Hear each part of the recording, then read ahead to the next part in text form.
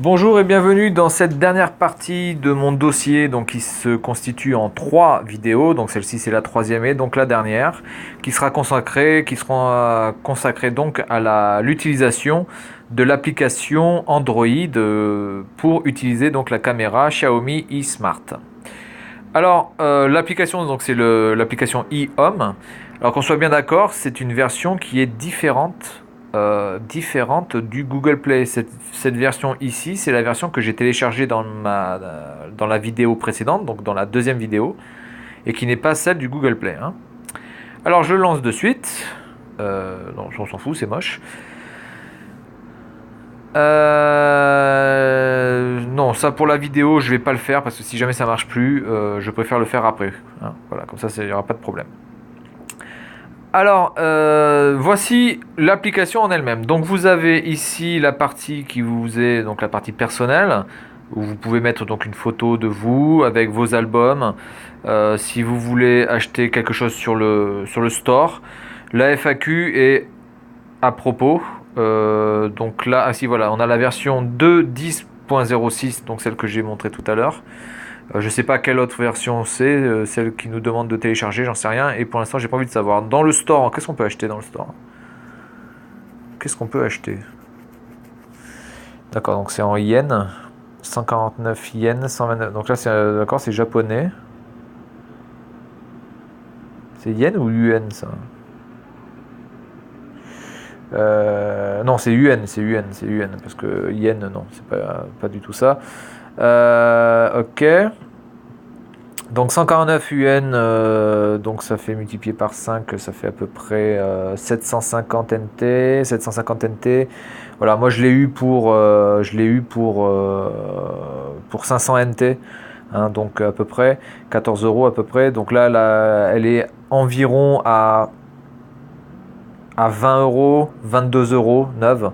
Donc là, je pense que celle-ci, par rapport à celle-là, c'est que vous avez une carte SD qui est fournie avec, je pense. Voilà, donc vous avez quelques accessoires. Bon, pourquoi pas, c'est pas mal. Bon, bref, on s'en fout. Ensuite, ici, network usage. Donc là, c'est OK.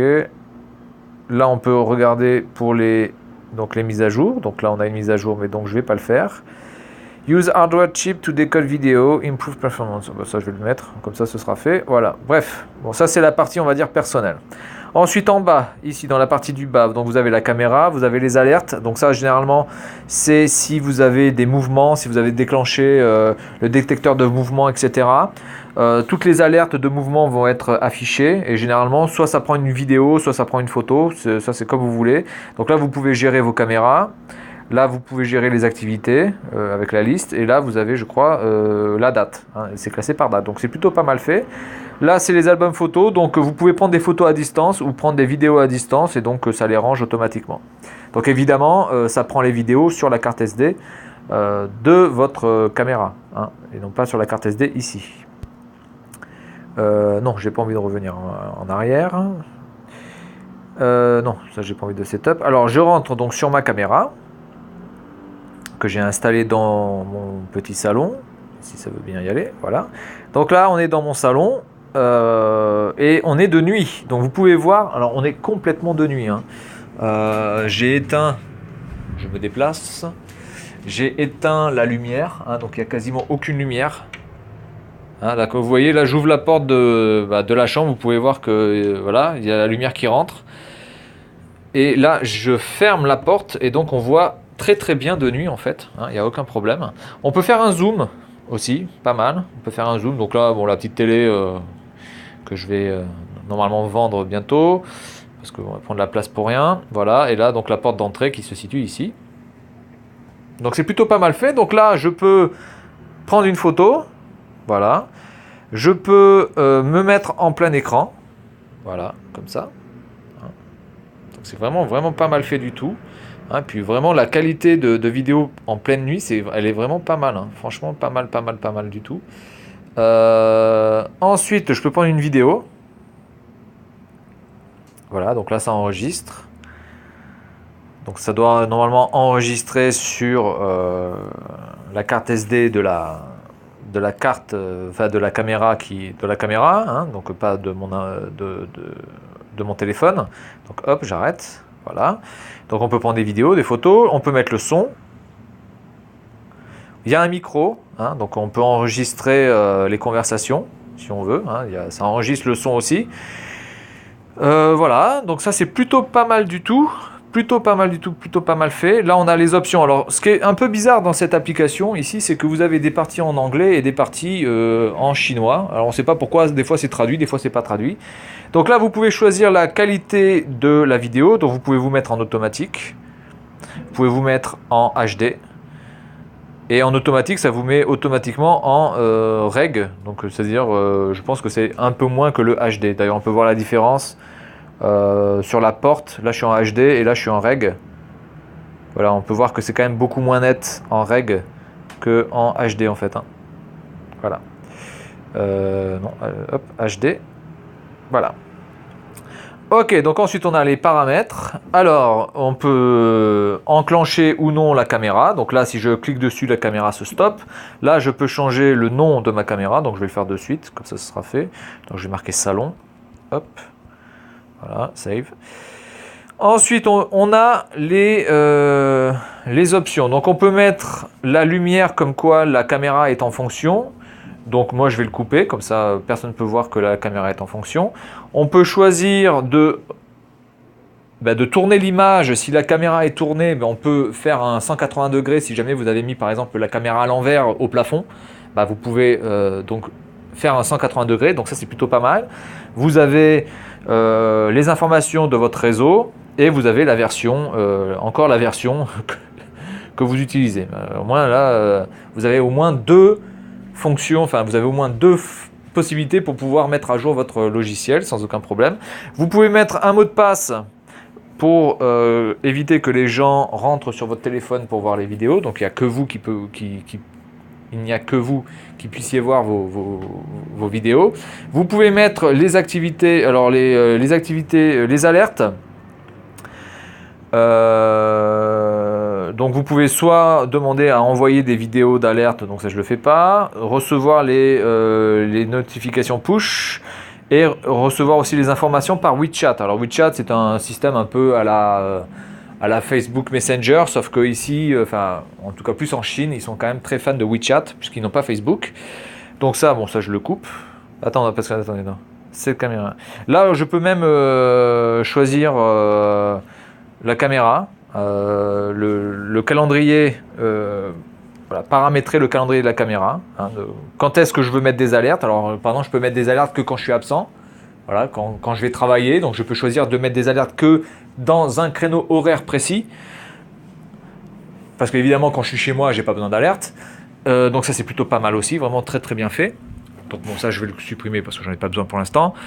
Je peux choisir de mettre en fonction le détecteur de mouvement. Donc dès qu'il y a un mouvement dans le champ de la caméra, ça va prendre une photo.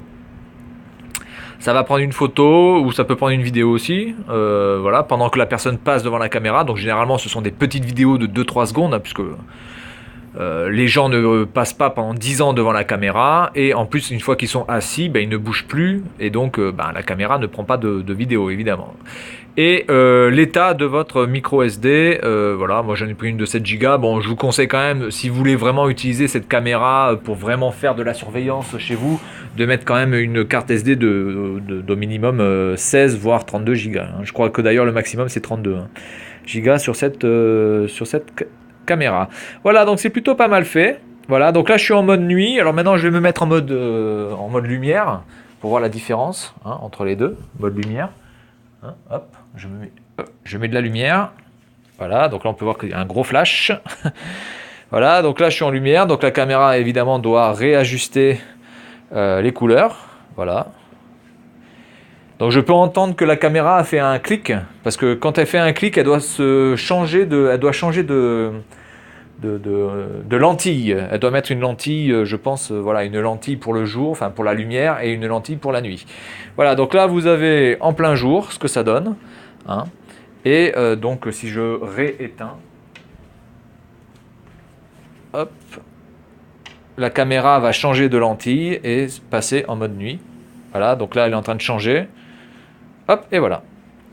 Donc vraiment, elle est très très bien cette caméra. Elle est vraiment pas chère.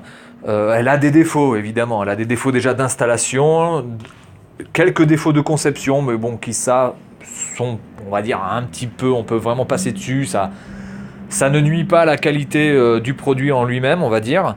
Mais vraiment pour le prix, quoi. Je veux dire, nous à Taïwan, ici, moi je peux en avoir des neuves, je peux en avoir pour à peu près 20-25 euros. Je peux en avoir des neuves ou des quasiment neuves ou des occasions avec les boîtes totalement nickel. Et aux alentours de 14 euros, 15 euros, 16 euros sans la boîte. Donc si vous voulez vraiment faire un petit système, on va dire, personnalisé de vidéosurveillance, c'est vraiment pas mal fait du tout. Le système nuit est vraiment très performant. Moi je suis quand même assez ébahi de la capacité de cette caméra à donner une image pareille la nuit pour un prix aussi bas. Voilà, donc c'est vraiment pour moi je pense un très bon produit que je vous recommande et le logiciel est plutôt pas mal fait, bon un peu bizarre parce qu'il y a un petit peu de chinois, un petit peu et beaucoup d'anglais. Je vais mettre à jour le logiciel. Tenez, je vais le faire, bon voilà, maintenant qu'on l'a fait, je vais mettre à jour le logiciel justement, allez, je vais le mettre à jour devant vos yeux ébahis. Et puis je vais voir si du coup ça fonctionne aussi bien après la mise à jour. Allez, c'est parti.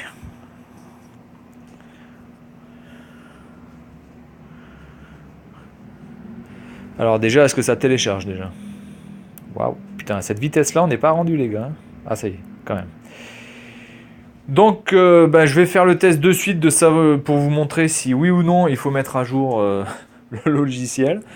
Moi je pense que je fais une énorme connerie, mais bon c'est pas grave, j'ai gardé le logiciel de base sur mon téléphone, donc je pourrais toujours le réinstaller. C'est un peu une perte de temps on va dire entre guillemets, mais bon voilà. Voilà, moi je suis quand même assez satisfait de cette caméra, franchement.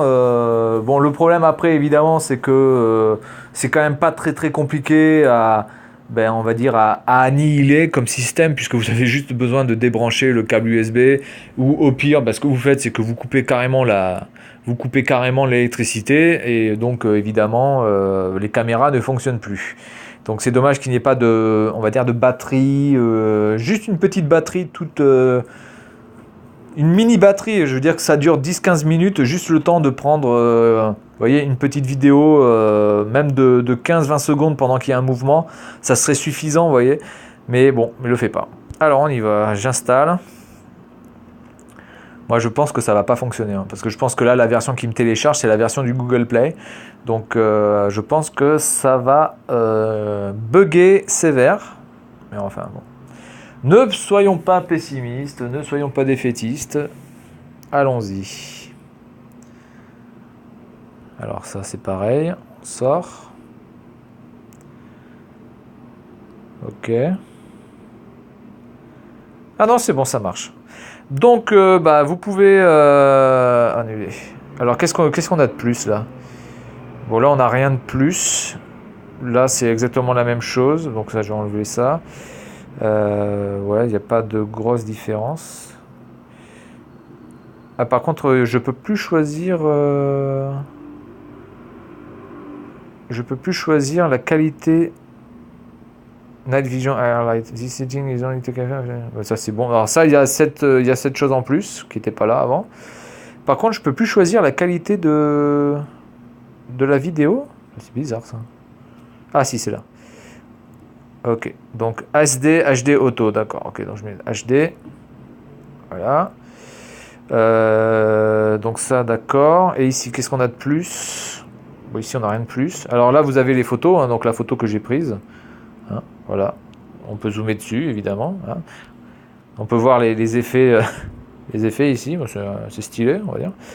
Ah, attendez, on peut... Qu'est-ce que c'est ça? Ah non, ça c'est pour la supprimer, d'accord, donc on s'en fout. Donc il n'y a pas grand chose de plus en fait dans les options. Là c'est exactement la même chose.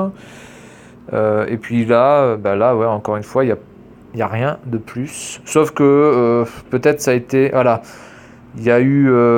c'est tout totalement traduit en anglais, il n'y a plus de chinois aussi. Il n'y a plus du tout de chinois dans le texte. Ouais, voilà, bon. Ben, ça fonctionne, donc vous pouvez mettre à jour, aucun problème. Hein. J'ai fait le test, il n'y a aucun souci. Donc voilà, c'était ma dernière vidéo donc pour conclure sur ce dossier de cette caméra. Vraiment très très positif. Je mettrai au total une note de 80, 75 sur 100 à peu près. Vraiment le plus gros problème, c'est le problème de reconnaissance de cette caméra par rapport à votre périphérique, téléphone ou tablette, qui peut poser problème parce qu'il faut vraiment des fois fouiller pour pouvoir trouver la solution. Donc ça c'est vraiment chiant parce que un néophyte total pour installer cette caméra, je veux dire, il va de suite la mettre à la poubelle ou il va la revendre ou je veux dire, il ne pourra pas l'utiliser du tout. Donc ça c'est pour la partie logicielle. La partie utilisation, honnêtement, moi je vois pas de défaut. Il y a tout ce dont on a besoin, et pour le prix, on peut pas vraiment en demander plus. Et pour la partie, on va dire hardware, donc les défauts de conception que j'ai dit précédemment, c'est-à-dire la carte SD qui est le slot micro SD qui est vraiment pas très très bien fait, le port USB qui est pas forcément bien placé non plus. Il faut vraiment avoir un câble bien adapté pour pouvoir le brancher correctement. Le haut-parleur qui parle en chinois, et donc je vois pas vraiment, ça n'a aucun intérêt. Des bips auraient été suffisants, des couleurs par rapport au LED auraient été suffisantes aussi. Voilà, voilà. Donc ça, je l'ai déjà dit dans ma première vidéo. Donc voilà, une note de 75-80 sur 100, très très bonne caméra, très très bonne qualité. Et une fois que c'est installé, il y a quand même beaucoup à faire avec. On peut vraiment gérer toutes les pièces de son appartement et faire beaucoup de choses dessus. Hein. Puis alors vraiment la vision de nuit, ça c'est au top, vraiment très très bonne. Voilà, donc c'était pour conclure sur ce produit, la Xiaomi eSmart. Au revoir et à la prochaine.